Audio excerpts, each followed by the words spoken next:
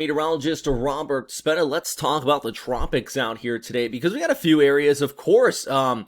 Check this out. We have a minor tropical depression. The Joint Typhoon Warning Center has now said it is a tropical cyclone formation alert towards the southeast of Japan. That could be bringing some rainfall to the Olympics as we go ahead into this upcoming week. Some monsoonal moisture still impacting the Philippines, all flowing in from the southwest towards the northeast, and the remnants of Infa is now north of Beijing, while the remnants of Napartak, believe it or not, impacting the far eastern Russia, including around the Vladivostok area. By the way, you may notice, this update a little bit different today. That is because, one, I don't feel like putting on a suit. Two, I got a lot of things going on today, so I just wanted to quickly do this. And not to mention, I am currently actually working on the weatherscape setup. I'm going to try to work on that a bunch today. It is getting closer and closer to being ready to go for broadcasting. So thank you very much for everybody who has been helping me out with that, by the way. Especially everybody on Patreon. I'll put a link down below if you want more information on that. If you like any of these updates, this style, the style from the green screen, all that stuff, please do check it out. And I really can't thank everybody enough who has been supporting there. So yeah, let's get into this though. And let's first, I want to pull up kind of the guidance from the ECMWF, and you can kind of see right in here, it does continue to try to spin up a little bit of a low there. It's nothing too significant. You can see it kind of spins something up and pulls it north.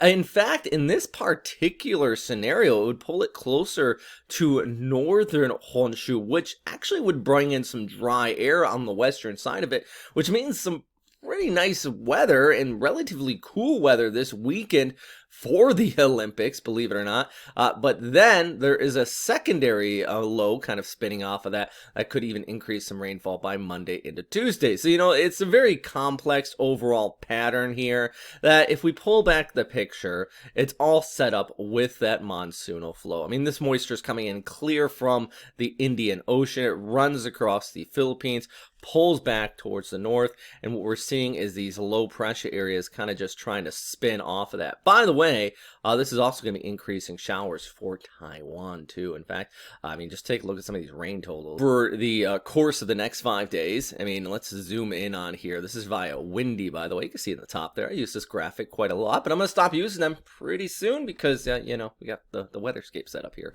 50 to 100 millimeters next 5 days across the western portions of Luzon. Not as much into Manila, but still scattered showers and even over towards western Mindoro. But I think overall this river of moisture is going to shift a little further north, which means southwestern Taiwan is going to start to get nailed. And take a look at some of these. This is 5, 8, 900 millimeters according to the ECMWF guidance.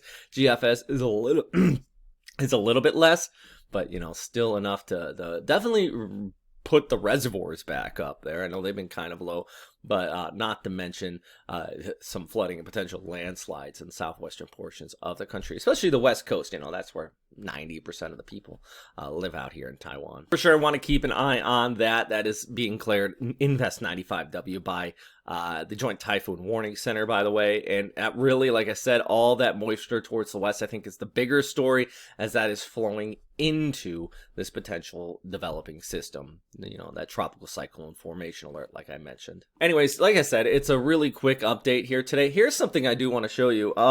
So like I said, please check out on Patreon. I am working on it right now. I'm so excited, but I really,